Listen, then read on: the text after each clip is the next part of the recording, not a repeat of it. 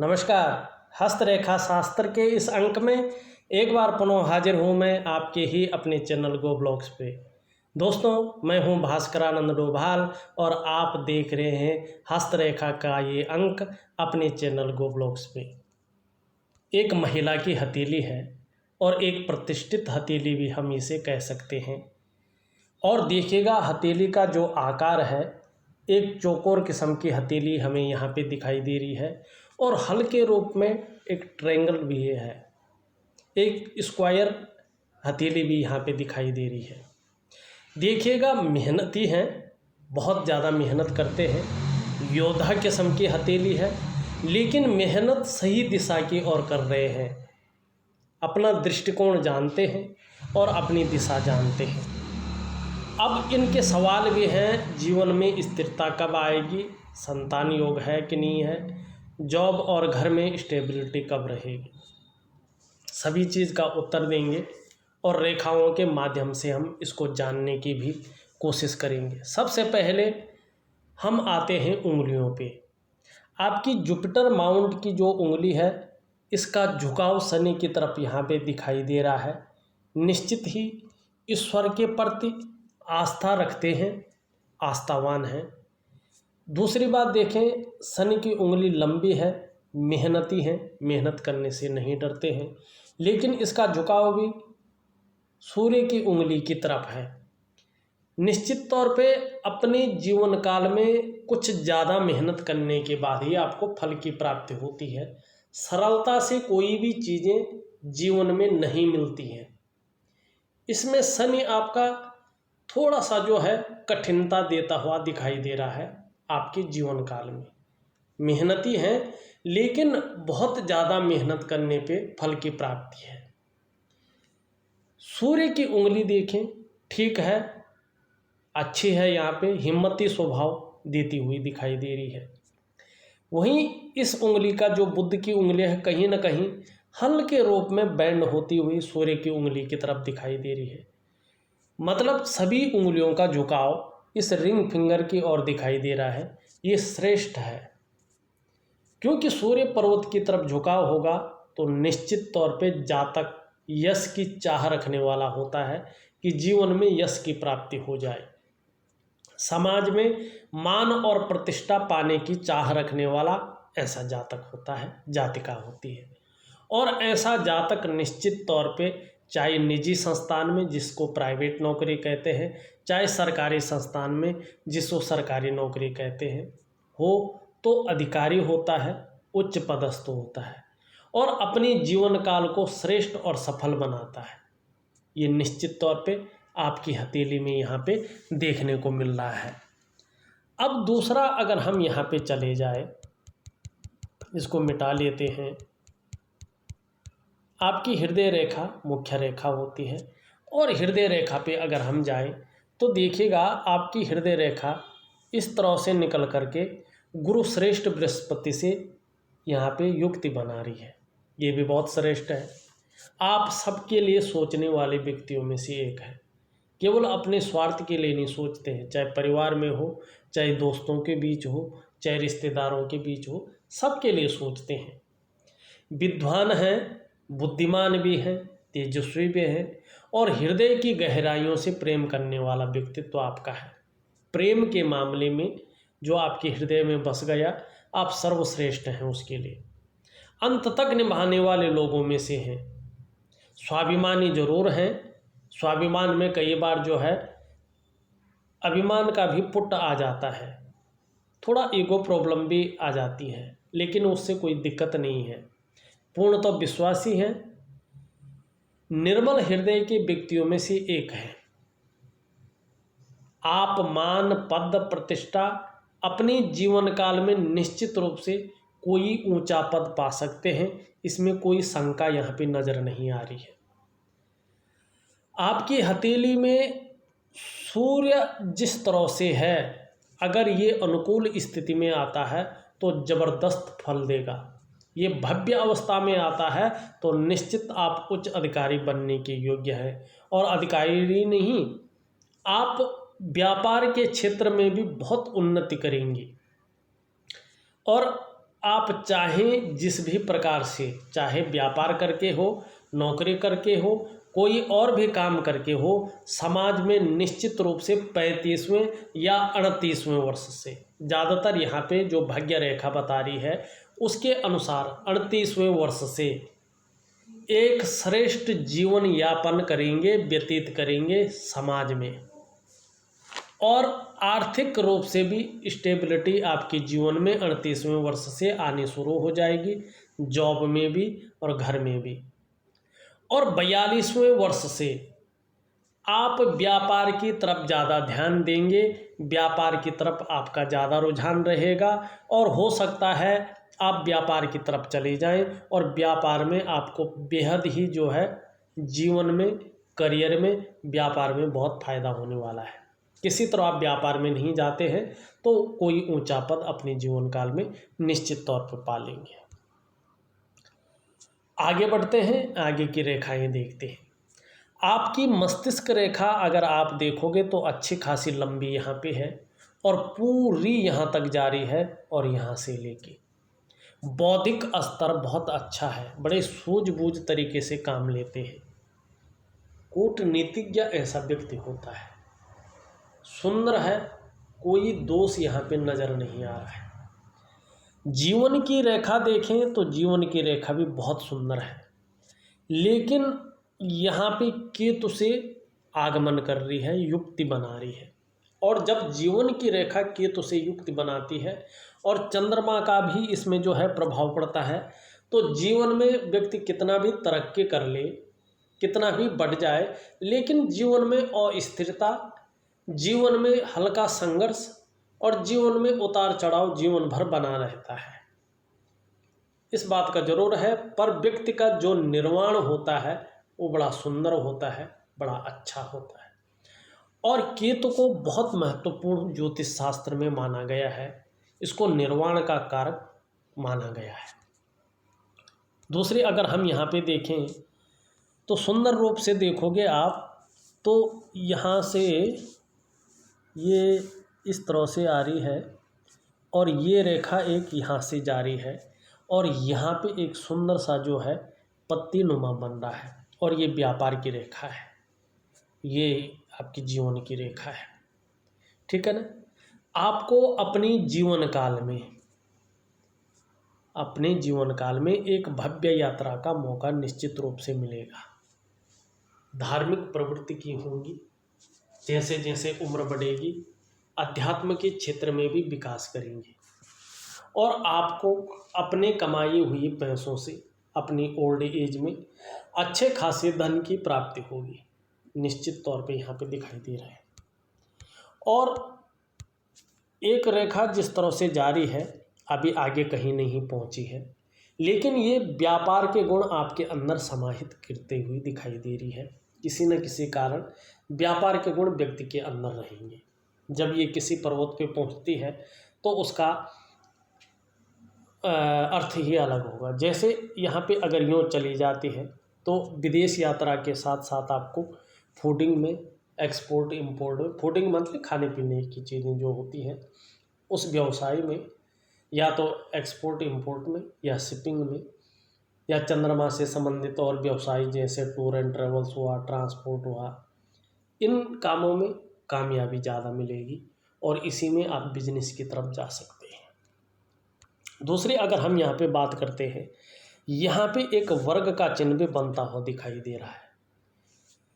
कैसी भी परिस्थिति रहे धैर्य नहीं खोएंगे, क्योंकि चंद्रमा पे वर्ग का चिन्ह का प्रभाव पड़ रहा है, तो कैसी भी परिस्थिति जीवन में रहे धैर्य नहीं खोएंगे।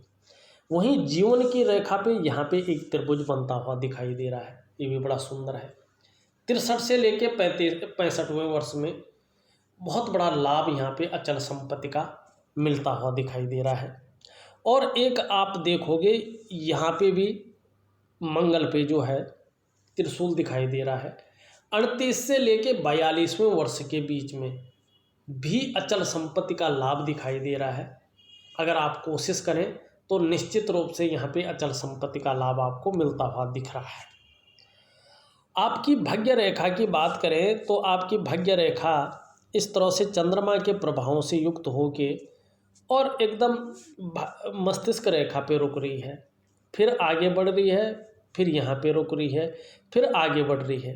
देखिएगा इसमें चंद्रमा का प्रभाव तो पड़ रहा है, और जब भी भाग्य रेखा पे चंद्रमा का प्रभाव पड़ता है तो ये बहुत ज़्यादा मेहनत कराती है। तब जाके 42 से लेके 45वें वर्ष के बीच में चैन मिलता है, और 41वें वर्ष से इसका प्रभाव व्यक्ति के जीवन में पड़ने बैठ जाता है। स्टेबिलिटी आने बैठ जाती है, धन आने बैठ जाता है, करियर में व्यक्ति सफल होने बैठ जाता है, वाहन का सुख और मकान का सुख ज़्यादातर व्यक्ति को मिलने बैठ जाता है। लेकिन ये अचानक मस्तिष्क की रेखा पे आके रुक जाए और आगे न बढ़े तो व्यक्ति अपने गलत निर्णयों के कारण स्वयं के विकास को भी अवरुद्ध कर सकता है।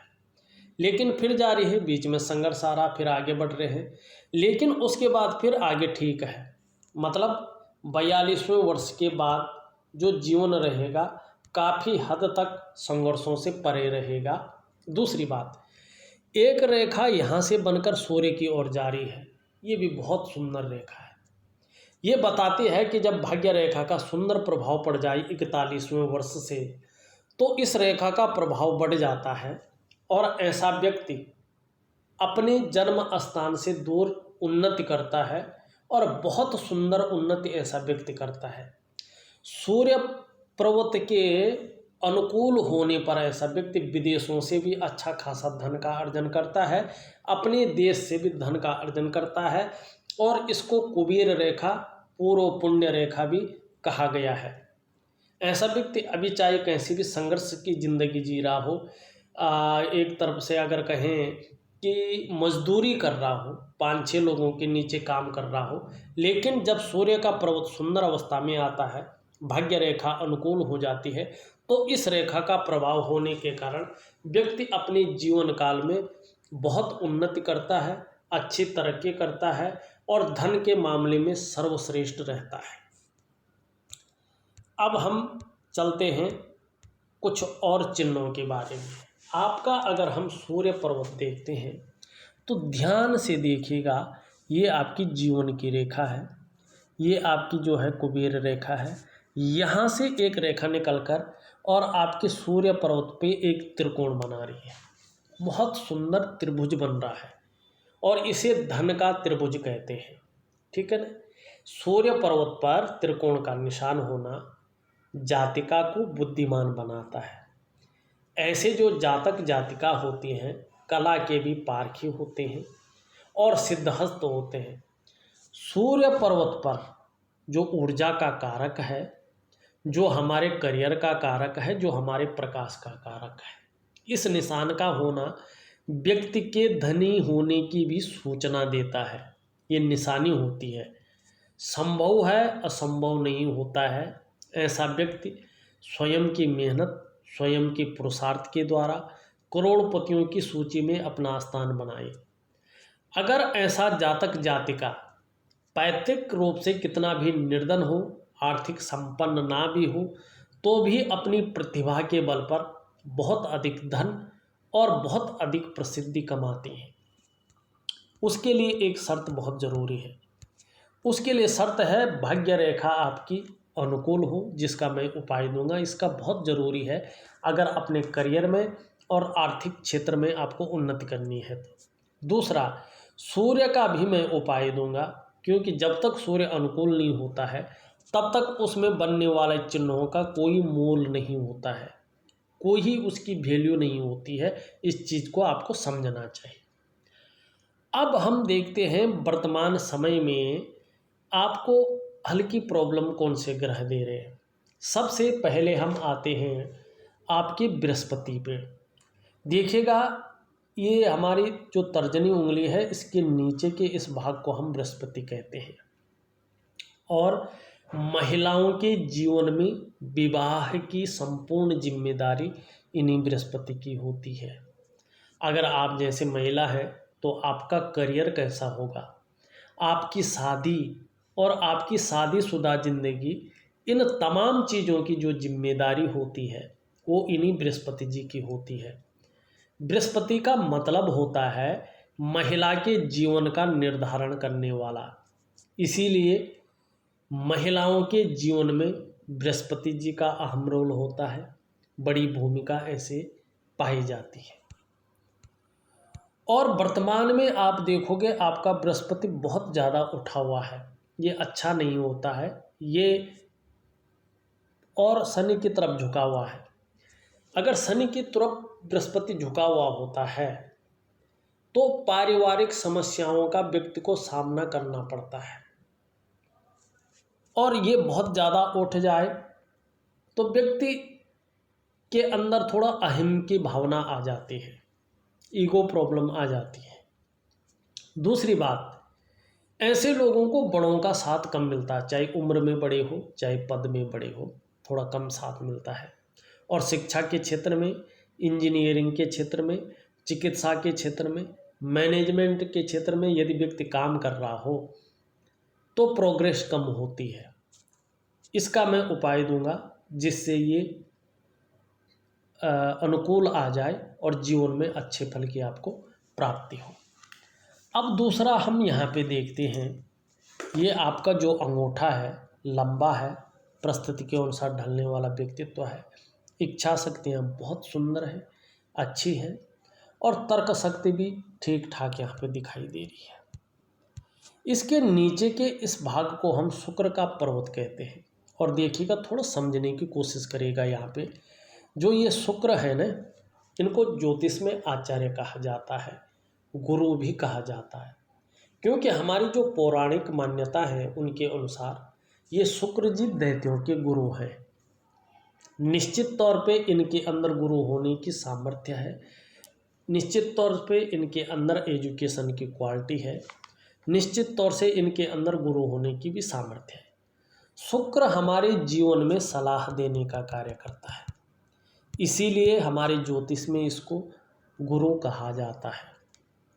दूसरा, आपको जीवन में जैसा भी सुख हो, अच्छा सुख हो, बुरा सुख हो, जैसा भी हो, इसके पीछे ये शुक्र जी ही होते हैं।